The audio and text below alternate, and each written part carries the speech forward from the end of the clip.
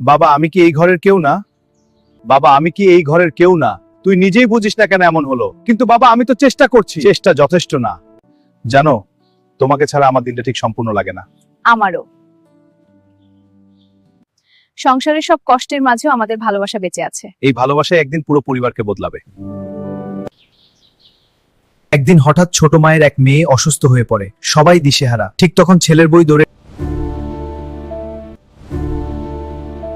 আর একটু দেরি হলে বাঁচানো যেত না। মা তুই পড় না, তুই এই ঘরের আসল মানুষ। জানো, তোমাকে ছাড়া সেই দিন থেকেই সংসারে নতুন সূর্য ওঠে। রোমানা চলো বাসায় যাই একটু বিশ্রাম করব। হ্যাঁ চলো। এই জন্য হাঁটতে হাঁটতে চলে যাই বাসায়। ভালো বলেছো। জানো, তোমাকে ছাড়া আমার দিনটা ঠিক সম্পূর্ণ লাগে না। আমারও তাই। এবার ঘরে গিয়ে বিছানাটা ঠিক করি।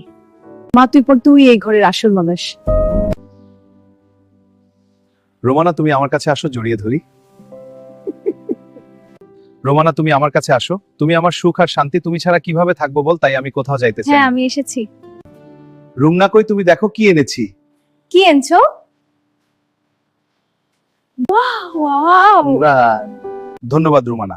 আজ বাবার বাড়ি যাব, অনেকদিন হয়ে গেছে। হ্যাঁ চলো। খুব ভালো লাগছে। খাও, আরো আছে।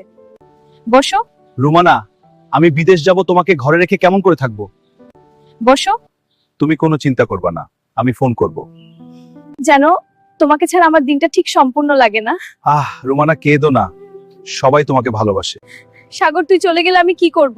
রুমানা আমাকে যেতে হবে, তুই কাঁদছিস কেন? আমি হাসপাতালে অসুখ। বিদায়। জানো তোমাকে আর চিন্তা করে অনেকদিন হয়ে গেছে আমার স্বামী। জানো, তোমাকে ছাড়া আমার দিনটা ঠিক সম্পূর্ণ লাগে না। আর চিন্তা করে অনেকদিন হয়ে গেছে আমার স্বামী। হঠাৎ দুলাভাইকু শোনা আসো, অনেকদিন হয় স্বামী বিদেশ। আমার স্বামী বিদেশ থেকে প্রতিদিন আসবে।